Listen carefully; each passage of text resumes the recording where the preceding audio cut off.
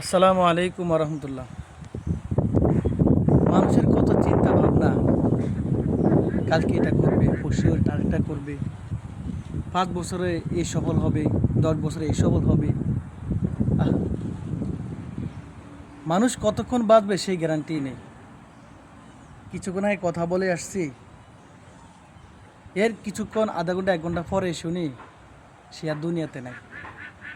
মানুষের কত আশা স্বপ্ন, মানুষ সফল হবে। আহ, সফলতা যদি দুনিয়ার চেয়ে আখেরাতেরটা যদি বেশি হতো, তাহলে আল্লাহ তালা দুনিয়া তো সফলতা দান করতেন, আখেরাতেও সফলতা দান করতেন।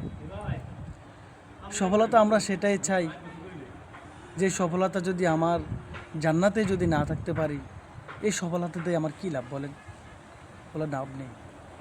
এই জন্য আমরা এমন সফলতা চাইব, এমন স্বপ্ন দেখব, যে স্বপ্ন আর সফলতা যেন দুনিয়া ও আখেরাত দুই জায়গাতেই কাজে লাগে।